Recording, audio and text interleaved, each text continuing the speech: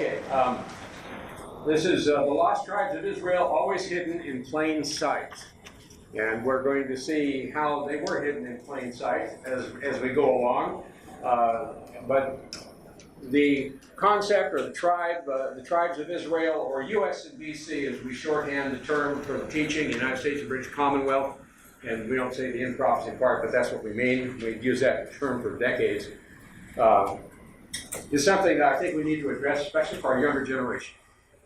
Those of us who are older understand the importance of history, but the millennial generation hasn't been taught history anywhere near like previous ones have. The generation before, what is that, the Gen Xers? Not Gen Xers, what's before the millennials? Yeah, Gen Xers. They weren't taught as much history as the boomers were. So when you lose history, you lose the perspective of what's happening, and you think everything is on your phone. and that's not good. God's word is eternal. God is eternal. We're going to be sharing that eternal life as well. But we need to understand that in the history of the earth, history is vital for us to understand what God has been doing, and then get a sense of what He will be doing in our lives as well. Now we're going to launch. I only have like 73 slides in an hour. But I've done this a few times at ABC and other places. Let me get the button. There we go. This is the fancy-dancy part of the lecture, from the geopolitical impact of the historical migrations of the descendant tribes of the tribes of Israel, to the spiritual impact of understanding the identity of the tribes in history and prophecy. What does God teach us through the tribes of Israel? We're going to address that.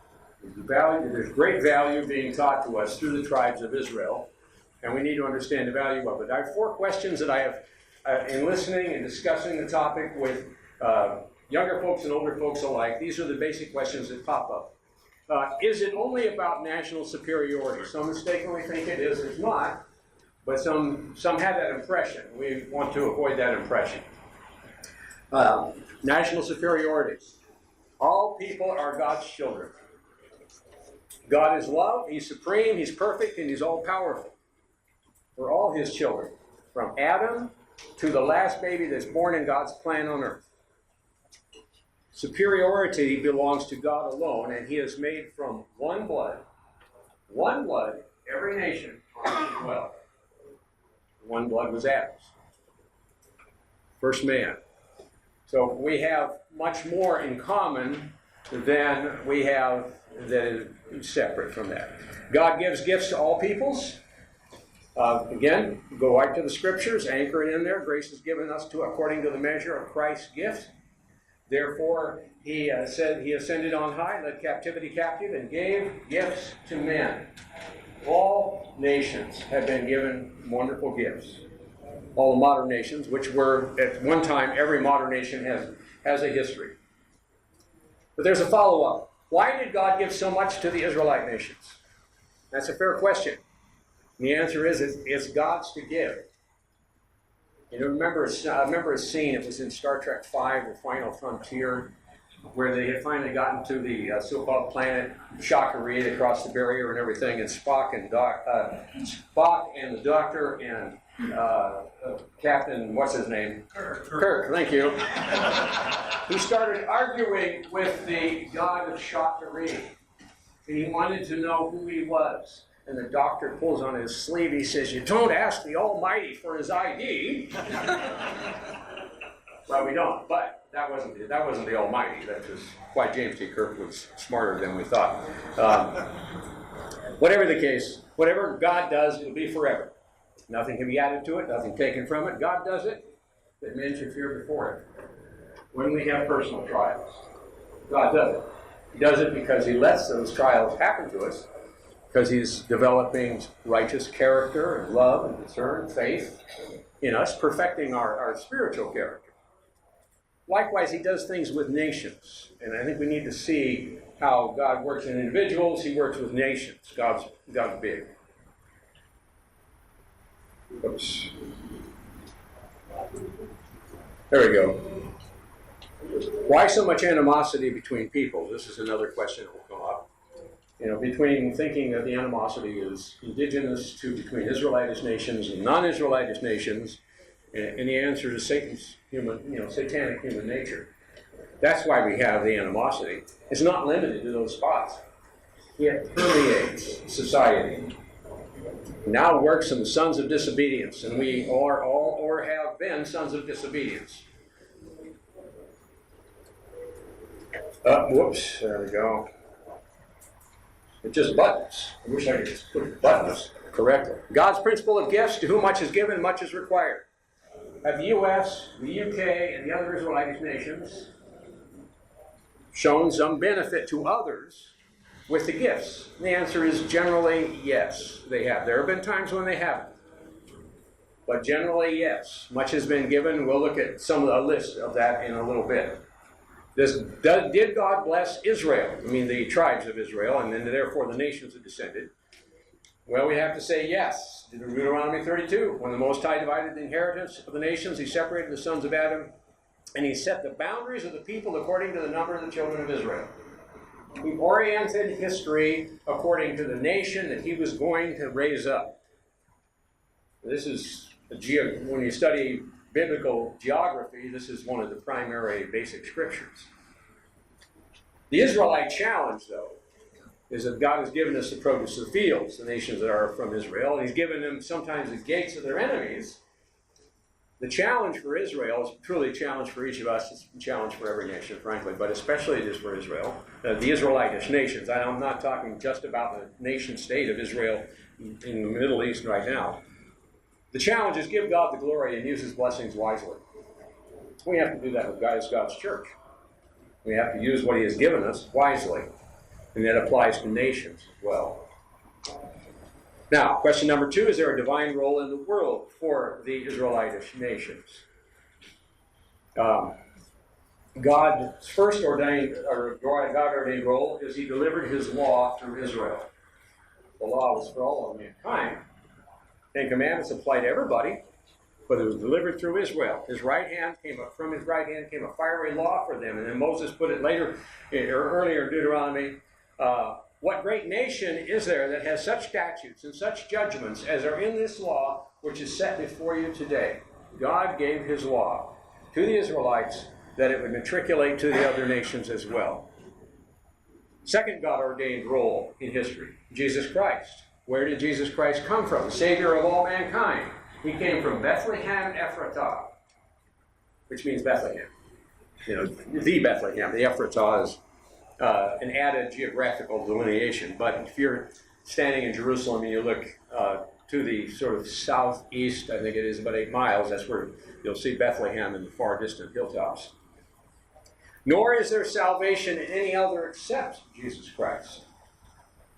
So a God-ordained role of Israel was to be the nation to whom Christ came to live his human life, to die for the sins of all mankind. Well, that's a God-ordained role. Somebody had to do it, and God chose his nation to do it. Now, this one is another important one. Who remembers, or who can tell me who gave the City on the Hill speech? President Reagan did, yes, that's right. It was a famous speech of his. One of our more eloquent presidents. You're the light of the world, the city that's set on a hill. The U.S. and Britain have led the modern world in personal freedom and opportunity for the average citizen. Go back and read your histories of the 20th century. That's all it takes. And that statement is profoundly proved. Modern Israelite nations were to be positive examples of being a nation under God. Sometimes they haven't been positive examples. Lots of times. Whoops, went back the wrong way. City on the Hill. Next question. Number 3. God calls all. The Apostle Paul, times of ignorance, everyone to repent. I need to zoom through that. But God does call everybody. Not just Israelites. The Apostle Peter, in truth I perceive, God shows no partiality, but in every nation, whomever fears him and works righteousness is accepted by him. So God is completely fair in that sense. Question 4, will the brethren of non-Israelite heritage feel demeaned? I'll give you an example. Used to pastor in Columbus. We served or volunteered, had a team that volunteered every month to go down and help the Mid-Ohio Food Bank. And we all worked in the sorting room where we checked the dates on the food that was donated to make sure the cans were good or the boxes were good. No, a lot of it came from supermarkets, their overage or whatever they hadn't sold, and then we have to make sure it wasn't out of date. We'd throw all the bad stuff away, we'd repack all the good stuff in boxes, and then strap it down on pallets. And then we'd get the little portable forklift, which is the muscle one, you pump it up, you push it in, push the pallet into the warehouse. Well, I never worked in the warehouse at all, and then one night they needed somebody, so I helped out, and I'd been in the warehouse, but we had a young adult in the church from the country south of the United States who was living then there, and he was volunteering that night, and he had always worked on sorting and never gone into the warehouse. So I said, we're on warehouse duty tonight because there's nobody else there to do it. So we started through the doorway, and I don't know if you remember the Indiana Jones and Temple, or the scene at the end of the original Indiana Jones movie where the top men have the Ark of the Covenant and they're going to take care of it. Well, it's been put in a box, and this little old man shoving it, pushing it down the aisle like we're pushing that pallet. And then he backs up, and you suddenly see it's a vast warehouse with aisles and aisles and aisles of boxes stacked to the ceiling. Well, that's where the food was like in that warehouse. And he stopped. He stood there for about 5 seconds.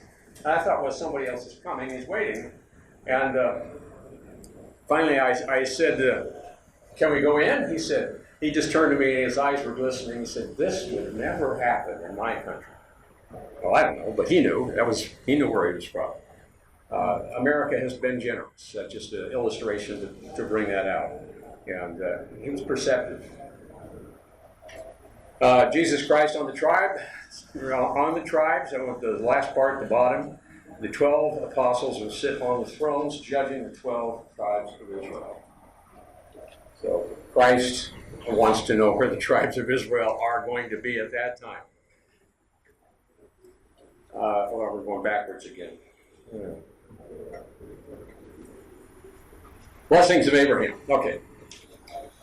God's gifts. I will make you a great nation, God told Abraham, and you shall be a blessing. Being a blessing is very important. Here's a picture of the United States, or the British Empire, the world actually. The British Empire is in red. If you wanted to put in the green, America could be in green, and then the sea gates and all the other gates. We'll see the map that we actually have in our U.S. and United States and Britain booklet here in a moment. This is from the historical one going back to the 60s. This was the 1920s. And that was the empire Britain had, and we know what America had at that time, too. Okay. Tribe of Joseph had 25% of the world's land surface, 20% of the population in 1939. That was just the British Empire that had that. He also had then, to back that up, the vast natural resources of America, the gates of their enemies, mountain passes, straits, strategic islands, and harbors. And sometimes we think, yeah, well, straits are important, but what about the islands? Guam is a little dinky island out in the middle of apparently nowhere, but it is a highly strategic spot, and America owns it and has used it for a long time. And lots of other places, air and space, military bases that are strategically positioned around the world, which has put the quietus to a lot of the threat of warfare over the decades. Satellites in space now, and now the Space Force. That is in the talking stage, which means if it's in the public talking stage by the president, then it's already well on its way to being deployed in America anyway. And if we're going to deploy one, so is Russia and so is China. Strategic gates of their enemies. Again, you see the sea gates, the little blue dots on the oceans there. Incredible blessings. Great Britain was a great colonial power. It stopped internecine wars. Many people think the Empire of Britain was a bad thing. No. When they moved in, it made the tribes, wherever that was, India, Africa, or wherever, if there were tribes involved, they stopped fighting. Thailand as well. They gave them a system of law, British law, which in many cases was an improvement over what they had, not all, but in many cases. They were a defender then of the colonies. And you read of the wars that the British Empire fought, they defended the colonies. They were educators of the peoples, and in a lot of the nations where the British Empire has gone away, but what's left is the Commonwealth, or at least a heritage. They still use the British educational system because it works so well for them. America, land of opportunity. Blessings to others.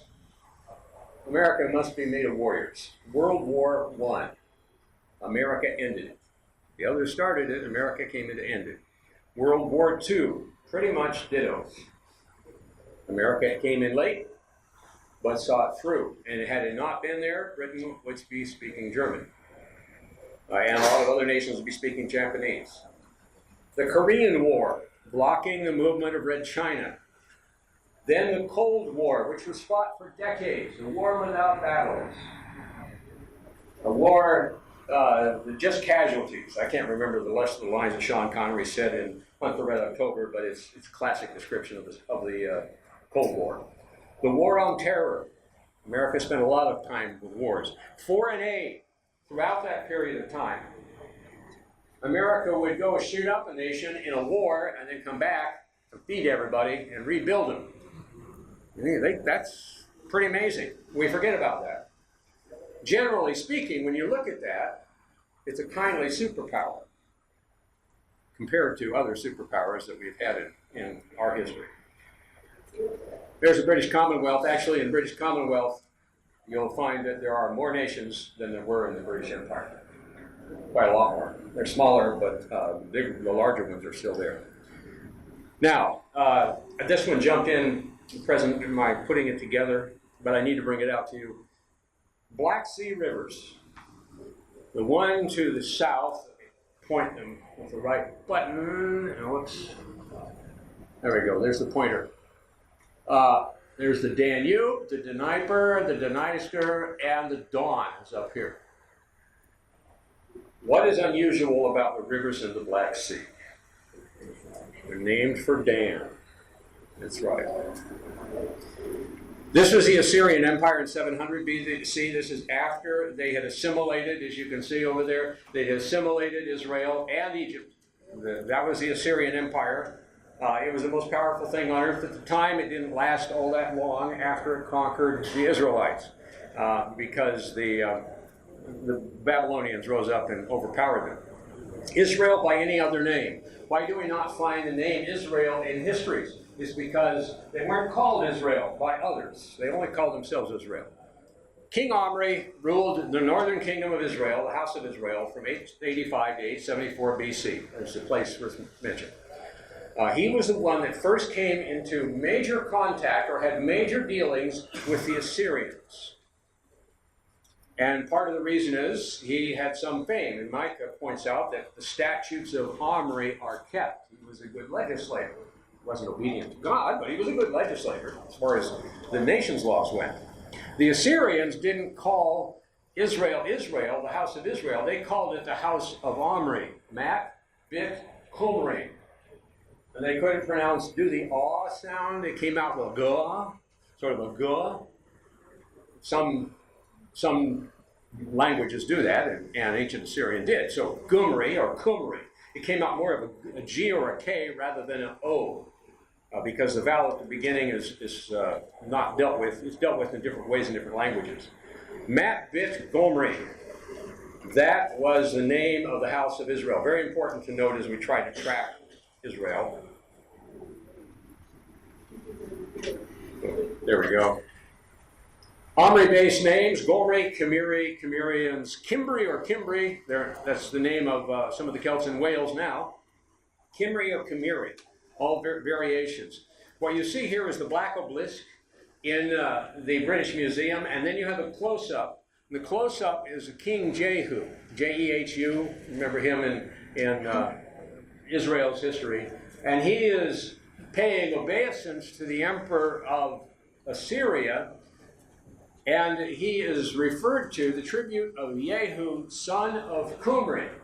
He was not a physical son of Omri, but he was a son in the sense of being a successor to the throne. He kind of stole the throne. Now this is after Assyria is gone. It's for orientation. We'll move on. Now we look at the Celts. This is remarkable because the Israelites were known by the Celts. Celts are part of the Kimbri names. This is I think you have this one in your handout. This is a classic British Israel historical map showing some of the main migrations and some of the dates and the routes. There are others and other things that we'll see as we speed through these, but this one's worth your study. It shows the migrations across Galatia, which is Asia Minor, into northern Greece, that would be Macedonia, and then off across to Britain, Spain, and so on. There's the movements of the tribe. Generally, here is the Celtic one. The Cimmerians merge into the Celtic culture. This is 400 BC. They were taken into captivity by 722. They were all into captivity in Assyria, and then they broke away as the Assyrian Empire collapsed by about 700. And a number of them began to migrate straight toward Europe. They had relatives already in Britain and in the Iberian Peninsula. Touch on the importance of the Iberian Peninsula in a minute. This is the extent of the Celtic settlements and the Celtic rule of Europe by 700 BC. From 100 BC. It's from 700 down to 100. This is the extent of the Celtic culture. That didn't mean they ruled it. It wasn't an empire. They didn't have an emperor. They were all smaller kings, but they had a code that they lived by. This was just at the time then that Caesar began to conquer Gaul and then to turn it to a different color to make it into Rome. The Scythians, another grouping of the Israelites. We explain these, very important, also called Saka. God said to Abraham, don't let it be displeasing in your sight because of the bondwoman, that would be Hagar. He says, whatever Sarah has said to you, listen to her voice, for in Itzhak, we say Isaac. It's Itzhak everywhere else pretty much in the world. Itzhak, your seed shall be called. So, again, Isaac became Scythian, and the word's a Scythian. I can see it in Saka. You just drop the I off. You got Isaka. That's Isaac. Scythian is, we say Scythian. Others say Scythian, but it's the SCSK sound at the beginning. The rest of it is just an ending. It's Isaac's name. So in Isaac, your seed shall be called. That's why the lost tribes of Israel were lost to sight, because they were running under different names. Omri and Isaac were two of the major name sources. And when you start to look for those on maps, historical maps, you begin to be able to follow them a lot easier. This is the Behistun rock at Behistun, Persia, that is being here copied by those two little tiny people up on top there. Do I have, whoops, wrong one. Oh, there I got my pointer. There we go. That chap you can recognize instantly is Sir Henry Rawlinson, British Army, on leave from working in India, so he could go back and do this. He was probably the forefather of modern archaeology, was Sir Henry Rawlinson. His brother George was a historian and wrote what his brother researched, but he also was an archaeologist. This was in the 1830s, and by the 1840, he had translated it. This is the Behistun rock. The carvings up there were made by Darius the Great from the early 500s BC, list of nations and tribes that he had conquered, parallel translation in 3 ancient languages, Old Persian, Susian, and Assyrian. Sir Henry Rawlinson, as I mentioned already, by studying them, he realized they were exact translations across. He knew 2 of the languages, and it broke the code so they could translate Old Babylonian and Assyrian. That was a key movement in the study of ancient history, and Sir Henry Rawlinson was the one that did it. What it proved was, at the bottom, the Sake or the Saka are the Scythians, who are the Gemiri, who are the Cimmerians, who are the Celts, who are all Israelites. So it was a huge importance. A close-up of it, you can see King Darius right here. He is being paid homage by the kings that he had conquered. One guy is laying on his back. He's got his foot on his stomach. Maybe you didn't like him. The rest of them are different facial features. It gives you some indication of, maybe nationality. But this munchkin at the end, he's a bit odd. Let me point out some things. First, he's wearing boots. Now, there's another fellow wearing boots down there someplace. But these are higher boots, and he's wearing trousers, as you'll see in other pictures, and then a tunic, and full beard, but this hat. That's the Scythian hat, a pointed hat. It's kind of exaggerated pointed hat, but he was the king after all. He needed a hat taller than anybody else. These are the ones that were being paid homage. You see the writing, though, all around the wall, and then it was down below them here, that Sir Henry was copying. That's what it's all the history of Persia at the time of King Darius in the 500 BC. That was a huge break in tracking the tribes of Israel. His brother said, we have reasonable grounds for regarding the Gimri, or the Cimmerians, and the Sake of the Behishtan rock as identical with the Bet Kumri, that is the house, Bet means house, Bet Kumri of Samaria, or the 12 tribes of Israel. Now that would have been written in mid-1800s, 1850 I think or so. In Isaac shall your seed be called. So we have west of the Caspian Sea, the Scythians, and then going on in toward Europe, you have the Scute. You'll find that on ancient maps. Then Scotia, and you're beginning to say, oh, hold it, I'm seeing Scotia before you have. In Scotland, it's the SC, is the SK sound. And Scandia and Scandinavia, west of the Caspian Sea in ancient history. East of the Caspian Sea in Central Asia, they were called the Saka, or the Saka, or the Saka. Saka. The Sake, the Sakasini, and historically referenced as the Indo-Scythians. So Scythian, the SC, SK consonants, Hebrew was written in consonants, not in vowels. So the consonants in a lot of other languages apparently were much the same in the ancient time. That's a huge key. Language studies connect Hebrew to Germanic. This is interesting. British historian Sharon Turner, that's the guy, Sharon, he was Jewish. 1827, he wrote this: the important fact of a part of Armenia having been named Sakasina, he didn't do that in all caps, we did that. It is mentioned by Strabo in another place and seems to give a geographical locality to our primeval ancestors and to account, that line's important, for the Persian words that occur in the Saxon language. We speak Saxon, just sort of rolled on down the line a little ways. They must have come into Armenia from the north regions of Persia. More recently, that was 1827. 1981, Professor Terry M. Blodgett, Southern Utah University, wrote a thesis called Phonological Similarities of Germanic and Hebrew. His findings: one-third of the underlying structure of Germanic languages, of which English is a prime example, of the Germanic languages is derived from Hebrew. One-third. Yeah, right. Whoops. All right, let's look at some examples. In the Hebrew, you have ba'ash. In English, we have bashful or abash. Means basically the same thing. Rab in Hebrew is rabble in English. Safar is cipher, doing arithmetic, adding in English. Tur, well, I got a sur on my elbow. I bumped the door. Well, then you got a sore elbow. And if you're cold, you shaver, but over here we shiver.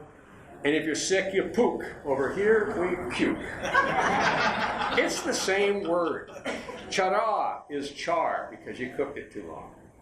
Dom or dom means dumb. We should have figured that out, except that we have been dumb for so long. Eretz is earth. It gives you some indication of the connection. This is just a sampling, and in the sampling, I was reading a survey of his thesis. There were lots and lots of other words. Scythia, culture and history of Scythia. There's Scythia. Scythia, remember, is on the far side of the Caspian, and then as it moved forward, it came down on top of the Black Sea. Sorry, it wasn't on the far side, it was on this side. The Scythia, Saka, they're blended them together here. That's all the Saka and Scythia. One's in further into Asia are the Saka areas, and that's what they'd be called. But Parthia is below them. Parthia basically is the territory of the Persian Empire. Parthia is an Israelite country that ran Persia for a while. Scythian culture. SC derives from Isaac. They were a dynamic warrior society. They had a horse culture, which derives from Israelite horse trade in Solomon's time. This is typical of what Israelites did. And the dynamic warrior society, King David would be a classic example of that, and throw in Samson and a few others.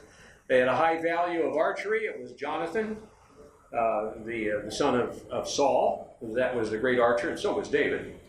They had portable cities, to your tents, O Israel, and they were skilled in gold and metalwork. Oholiab and the other fellow that helped build the Ark of the Covenant were cases in point. So Scythian culture carries a lot of the same values and skills that Israelite culture carried. This is a Scythian comb. You'll see here, there's a battle. Whoops, wrong button. There's a battle going on there. One horse has been killed, and the Scythians, and notice the pointed hats on the two that still have their hats on. The Scythians are noted for their vigorous art style, which was one of the formative influences on the development of Celtic art in Europe. So Celtic art and Scythian art have a common origin, common heritage. That's important. Here's another case we can look at. It's a base, actually. So we have a lion hunt, a couple of dogs fighting the lion, and he's got a spear. This Scythian over here, both of them lost their hats in this battle. He's got a short, highly recurved bow, and he's about to skewer Mr. Lion with the bow. That bow is of particular importance. There is a Scythian archer. This is a copy off of an archaeological copy off of a drawing on a wall. He is stringing, sounds like my old phone ring. He is stringing his bow. If you know, how many of you shoot bows here? Just out of curiosity. A few. Oh. Nobody shoots a Scythian bow, probably. They're hard to come by, and they're very hard to string. Scythians were famous for their archery, and in fact were hired by some of the Greek cities to be policemen and bodyguards and such as that. This is off of a Greek vase of a Scythian archer who was probably a law enforcement type officer. Notice the bow is short, maybe a little over 1 meter long. Now I want to talk about the bow for a minute. That means it's highly recurved, which means the belly of the wood is laminated on the belly, the inside of the bow, with horn, which has 4 times the bending strength of the wood. And on the back, you have layer upon layer of sinew. Sinew has 10 times the bending strength of wood, which gives it similar power to the high-powered compounds of today. Herodotus stayed with the Scythian king down here off the coast of the Black Sea for 2 years, the Greek historian Herodotus. And he described their ability with the bow and the arrow and the riding of horses. To become a warrior in that Scythian society, you had to be able to fire 3 arrows at a target that was 60 bow lengths away, so 65 meters roughly, and you had to be going at full gallop on your horse as you did it. And you couldn't miss. You had to hit the bullseye with every shot. And you think, wow, you have to make a couple of passes, but you can do it. No, 1 pass. Because before the first arrow has hit the target, the 3rd arrow has to be in the air. And you think, that's impossible. No, it's not. There's a Danish guy that's figured out how it's done. You carry your extra 2 arrows here. You don't pull with your fingers, you pull with a thumb. You have a horn thumb ring here, and you have another horn thumb ring here. That's your arrow rest. This is your hooking onto the arrow. You can flip those arrows back and let go and flip them back. And you're pulling a 150-pound bow. Probably 100 to 150 pounds. Bear in mind that the British longbows that were used and were so famous at Agincourt and places like that, they often speculated on how strong they were. And in the 1980s, they raised the Mary Rose out of the harbor in Liverpool. Mary Rose was a battleship, state-of-the-art, Queen Elizabeth's day. It was sailed out in display in front of all the noblemen, tipped over and sank. The Swedish designer had too much high and not enough low on the boat. In the 1980s, they found it and they excavated it and they got, 50 longbows out of the armory. And what are they using longbows in the 1500s for? Crow's nest. You see, the object was not to sink the enemy ship, it was to take it. So you would shoot at them to stop them where you could come up and grapple the ships together, and then the longbowmen went into action shooting enemy sailors from the crow's nest, like shooting out of a tree stand. So they got the bows, they made replica bows exactly out of yew wood, same kind of wood, to match the dimensions of those bows, and they found the weakest one pulled 90 pounds, the heaviest one pulled 180 pounds. So the Scythians would have easily pulled 100, 150-pound bows. Galloping at you, firing arrows that fast is terrifying. And that is what gave them the edge in that whole area, the purple area of Asia, that they were marauding and living. They lived there. They were actually farmers, ranchers. They raised horses and cattle. Parthia, the empire held its own against Rome. Again, there it is in the same slide as before. You see another view of Parthia where it is. It's Iran, Iraq right now, but it was the Persian Empire before because they conquered the Persians. It was an empire from 250 BC to 226 AD. The Parthi lived at the bottom end of the Caspian Sea. They were Scythian people, so they were Israelites.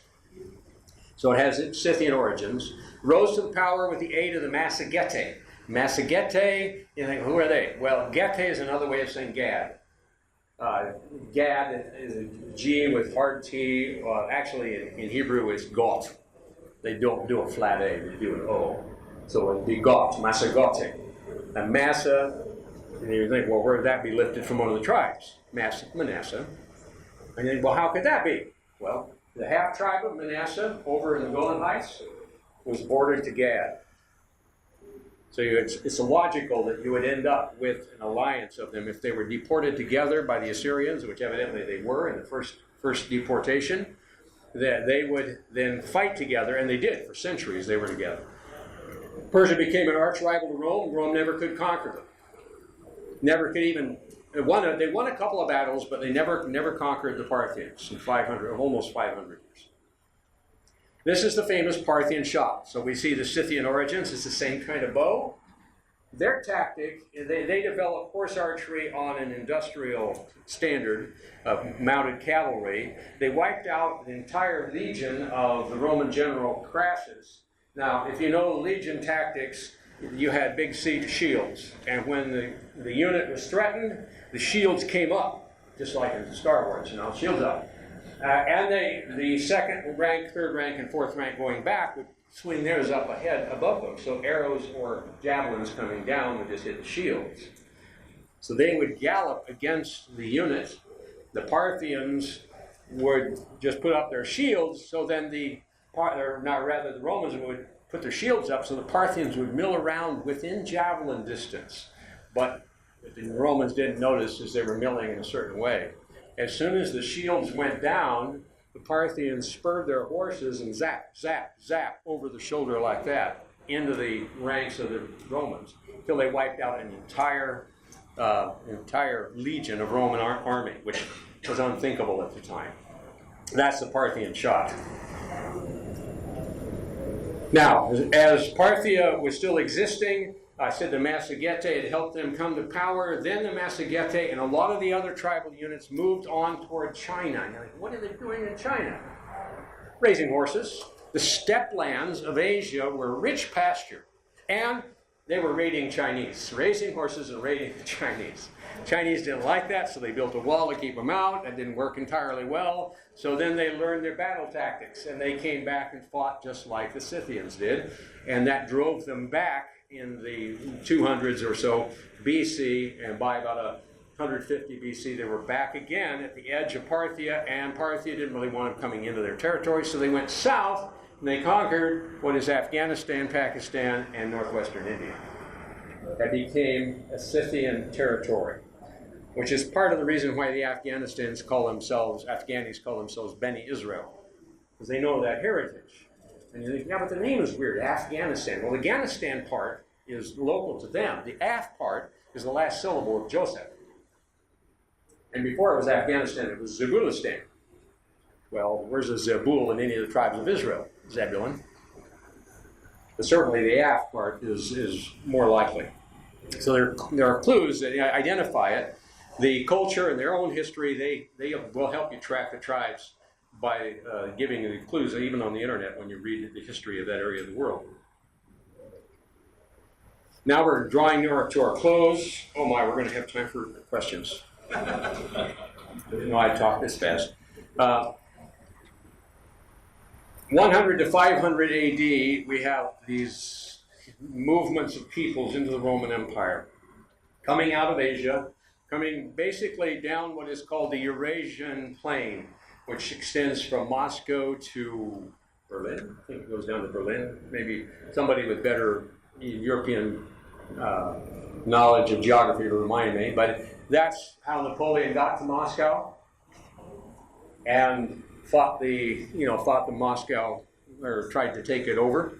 In his war, he went right up that plain. That's why the Germans were always worried about the Russians or the Slavs coming in and invading, which is why they launched Operation Barbarossa back in 1940 to go attack the Russians, which was convenient. That diverted some of their phenomenal military power long enough for Britain to survive and America to be motivated to get involved in World War II and all the geopolitical military aspects of it. But we have the tribes coming down through that and landing in Israel. So we have the Goths sweeping down, well, out of the north. That would be a little later. The Goths had to go north first. And the Ostrogoths, they swirled around and came on down in through here. This is all Ostrogoths, that violet color. The Anglo-Saxons and Jutes had gotten already by that time up into Jutland, or what we know as Denmark today, and the territory just south of it. They decided they wanted to go to England. So they went to England. The Jutes, being Jewish, you're like, how did you get Jews in the tribes of Israel doing the wandering? Weren't they taken captive by the Babylonians? No, not all of them were. Bear in mind, was it Ashurbanipal, I believe it was, came back and he was going to conquer Judah, but he took the fortified cities of the territory of Judah and then he went to Jerusalem. And then his army woke up dead. And so he had to go home. You can go read about it. That's exactly what happened. God wiped his army out overnight, but not before they had conquered Laish. Laish is the most famous because they have found the documentation in the Assyrian tablets of the Battle of Laish in incredible detail, and where the emperor was bragging that he took 200,000 Jews into captivity. Well, 200,000 is not small change, so you do have an element of Judah mixed in amongst the other tribes. Not dominating, but it was mixed in. It had to land someplace. It landed there. The Jutes would be the most logical location for those Jews taken captive by the Assyrians. Then they fell, and it was Babylon that actually took Jerusalem and the rest of Judea and rebuilt itself a little bit. So the Jutes went down to Kent, southern England, so they're part of the English, actually. The Angles and Saxons came over and settled in England.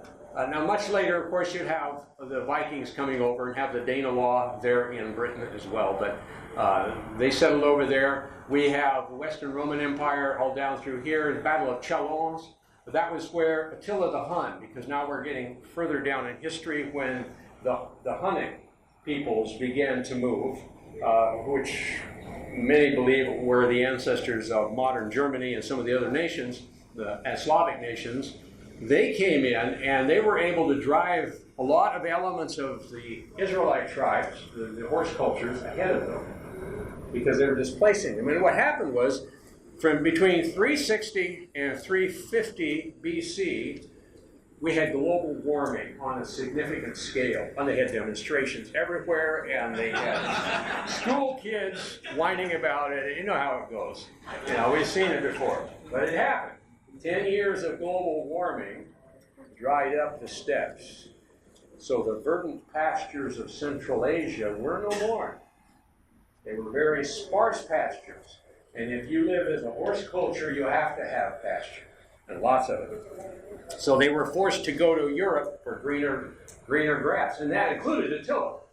And he just happened to be in the caboose, and so he was pushing everybody else ahead of him. Other tribes had already moved in. It was a period of a couple of hundred years that they're making this transition in. And then finally, the Huns collapsed. They stayed in Europe. You have Hungary, and probably an element of Germany was in there, so it's very likely that was a part of the Assyrians, but certainly we have the Huns involved in it. And on down. Some of the Ostrogoths came in here. The Vandals we could talk about. Not all Israelites were in.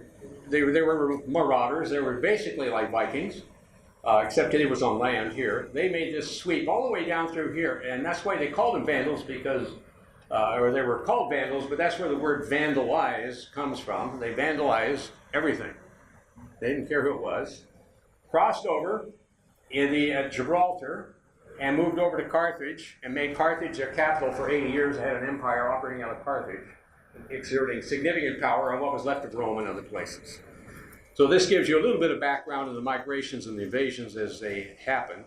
The great people wandering, or the Volkenwanderung in German, that's the term that both English and German historians use for this period of time we're talking about. This is a picture we used to use in a Vertical Thought article on the topic some years ago. But again, it just shows the sweeping movements of all these tribes pouring into Europe, when in fact they had been for many centuries in Asia, Central Asia, Southern Asia, and almost clear to the borders of China, and then they began to come back. And in 360 to 350, the dry period that they had then forced them back toward Europe. So that then is our story. Any questions on any of this? Yes. So you had mentioned Afghanistan, and I've read before, and there's theories that the Pashtun tribes might have some connection to the 10 tribes because of some of the names within that. Would we say then that perhaps that could be the case, and that those people then migrated, or is there really no sort of significance or truth maybe to that? Well, you'd have to go back and study the significant history of the people you just mentioned. The names are indicators that at least Israel came through there and left a mark. Hence we have tracks that we can follow. And then some of the peoples, because there seemed to always be some intermarriage, would be carrying some Israelitish blood. It's interesting how the War on Terror brought us right back to that territory again. Yeah, I've heard there's like Gad, Asher, there's these tribal names that they retain, and that they themselves have some feeling of connection to that. I read the same thing. Yeah. So that's happened on other areas as well, but Afghanistan is most interesting in the way it has developed there. Yes. Do you see any indication that the American Indians are based from Israelites? I've done a study. I've got about 3 or 4 Bible studies I've done on the origins of the American Indians. I grew up next to the Oglala tribe of the Sioux. We were 10 miles from the reservation in South Dakota, southern South Dakota. Short answer is no, I don't think they were, except for the Cherokees. And if you have done any research at all on the topic, you'll find out that the Cherokees found out through DNA studies. They were doing DNA studies of the tribes, trying to find all kinds of histories of American Indian tribes.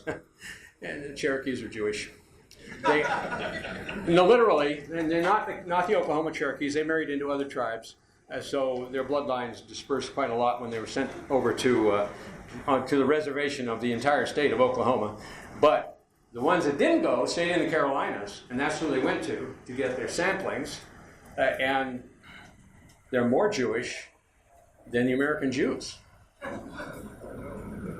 So how did that happen? Well, I did a little looking, and basically the best estimations of history from the ones that I looked at is that when the battle of the war on Jerusalem and Israel by the Romans, 66 to 70 A.D., that some of the Jews who knew of the Promised Land, well, it was, I guess, in a sense, but knew of the continent of America, that they left They got into ships and they sailed and landed in the Carolinas and established a culture. 50 years later, during the Bar Kokhba revolt, which was the second Jewish war with Rome, there was another group that gathered and went back and joined them.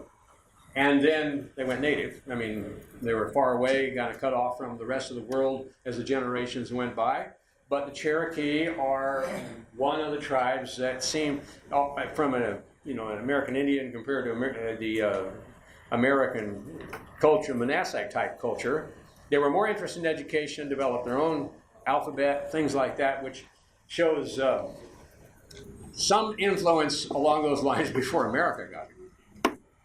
So the Cherokee are genetically more Jewish than our Ashkenazi Jews in America.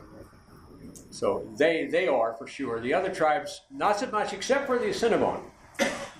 And you could go and visit the Assiniboine and you'd agree with me too, except they're all dead. Smallpox or something like that. When they weren't known as just the Assiniboine. There's another tribal name for them that's escaping me at the moment. When Lewis and Clark made their expedition, they got all the way to Montana, I think near the Great Falls of the Missouri River, which is where Great Falls, Montana is. We used to live there. And they spent the winter there with the Mandans. That was the other name for them. The Mandans, not the Assiniboine, they were the Mandans. The Assiniboines were the ones that provide a history of the Mandans because they were more of the traditional Indian tribes. But the Mandans were blondes, redheads, and they were referred to by the other tribes as those people over there. They didn't quite fit into the neighborhood. And all the American Indian tribes are quite fascinating to me. Incredible warrior cultures, skilled artisans, phenomenal athletes. My parents were foster parents, so Garrett Wounded Head was my foster brother when I was in high school. And he was 5'6". He had at least a 30-inch vertical jump. But he didn't like to jump. He could do it. But before we had three-point shots in basketball, that's the only thing he'd shoot because he hated contact. He didn't like to run into people. So he'd shoot from the outside and score 50 points a game in a highly competitive junior high farm league in that part of South Dakota. We played the high school from Pine Ridge Reservation, and they destroyed us in basketball. I was in Hot Springs, and the largest town in the area, short of the Rapid City. And they were just, we never could beat. They were phenomenal. Run, shoot, basket. And we just did chase, get tired. It was terrible. Then in track and field, it was all that over again. We couldn't do a thing. Finally, in football, they get slaughtered. They hated contact sports, whereas our guys like contact sports. So there are the different cultural differences I find fascinating, and the skills and abilities. I think you probably have some Phoenician elements that may account for some of the tribes because they were the ones that sailed very early and could have planted colonies that went native, as we might use the term. So that answers it. David? From what tribe are the Vikings?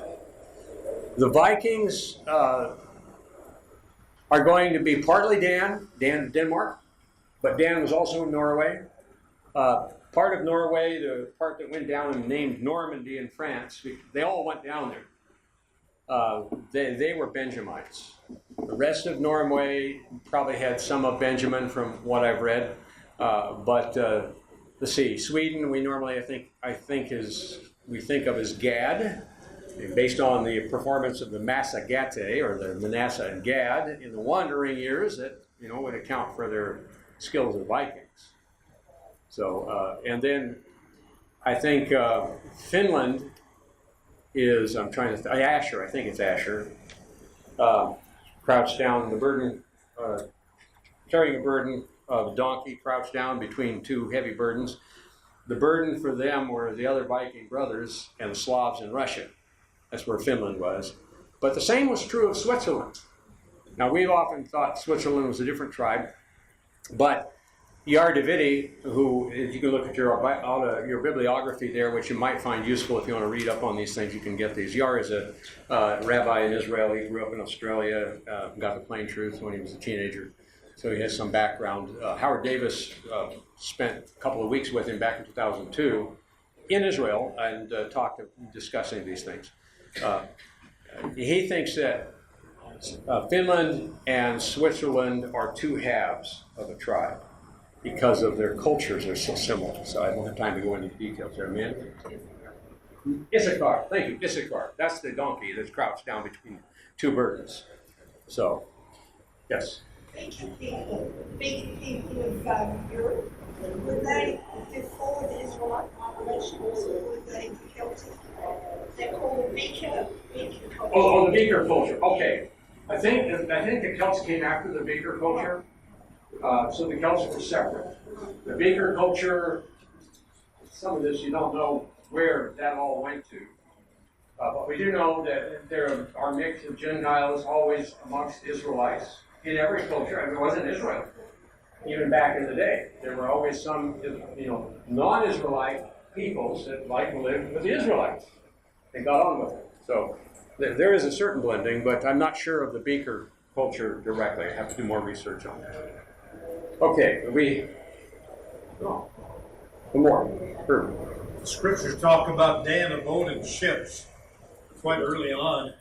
I'm wondering how early, they went to the far-flung areas of the world, maybe up to Ireland, maybe the Mandan Indians. There probably were the Mandans. That's a good point. Thank you. Early, we would look at Dan and Zerah Judah. And this is part of the traditional British Israel research and thinking. There were two main branches of Judah. Pharez was the kingly line. David was from Pharez. Christ, therefore, was too. But he had a twin brother, Zerah's right hand. When the little babies were being born, Zerah put his hand out of the womb first and had a scarlet thread tied around it, and he pulled it back. And his brother, Pharez, breached. Here the firstborn didn't get to be the firstborn, according to the brother did to me. Yeah. So Pharez means breach, and Zerah came second. But the British royal line brings them together with the daughters, one of the daughters of Zedekiah that Jeremiah took there. Zerah and Dan migrated out of Egypt early and traded. And you think, well, why in the world would Israelites do that? Well, number one, they moved into Israel. They were under the influence and the protection of the second in command in the nation who had the ear of the Pharaoh. They had a lot of ability that in the succeeding generations, the Israelites being adept at what they did, they could develop things. They weren't always in slavery. They had to have a reputation to be taken down, to make into slaves. So they must have thrived. They were in a position to thrive. Where did they live? The land of Goshen. Where's the land of Goshen? Nile Delta. All shipping into the Mediterranean out of Egypt had to go through the Nile Delta, right past their pastures. So it is logical that those who were commercially minded would get into trading and sailing. And thus Zerah, Judah migrated, according to the histories, to Greece. They became known as the Greeks, the Athenians, and the Spartans, and the Milesian Scots in Ionia, and then Troy was part of that as well. The Trojan War was a battle between Israelite armies, not so much the Gentile armies at all. Now, there were the Gentile Greeks there too, but Israel was very much involved in Greece for a long time. That was part of the reason why when Deborah, in chapter 5 of Judges, she is chiding certain other tribes for not coming to help fight the battle against the king of the northern part of the country there. And she says, why did Dan remain in ships and Asher in his inlets? So you have at least two tribes that were sailing at the time of the Judges in the 1200s. But they had been sailing for a long time before that. So. Well, and Solomon had all the, you got gold and the animals and everything from all parts of the world. That's a good point, John. And you know what it says? His ships took 3 years. Ships of Tarshish, which were the Phoenician ships, because Phoenicia was an ally of Israel under David and Solomon. It took them 3 years. The commentaries say, well, they would sail around the Horn of Africa and they would camp for a year and get stuff. And they'd put it in a boat and then they'd take a year to sail back. It doesn't take a year to sail around the Horn of Africa. It takes 3 years to sail around the world. And besides that, sailors don't go someplace and camp for a year and get stuff. They go to a place, they buy the stuff and load it on their boat, and they get going again. They can circumnavigate in 3 years. That meant that Solomon's ships were reaching far out into the Americas and anywhere else they wanted to go. The capability was there. So, and then when Israel was attacked by Babylon, there were a lot of those ships out, and the tribes were out. Even in Israel when the battle. Yeah, there were elements of the tribes that had colonies elsewhere, but there was another thing that the Assyrians were using the Phoenicians to ship a lot of the Israelites to Carthage and other places as slaves. Of course, they'd be slaves for a while, and then we're tired of that, so now we're going to go to business and, become powerful on our own right. That's the way things have transpired. Anyway, I hope this gives you a little bit of an idea of the depth or the vastness of the amount of research of ancient history and the role that God's nation had, good and bad. It wasn't always good at all. I mean, that's why they went into captivity, right? But they were there, and they have come down to become certain nations in the modern era. Prophecies were fulfilled, predictions made and fulfilled anciently. Prediction made anciently, they're being fulfilled even today, and yet more to come. So thanks for coming, and appreciate the questions.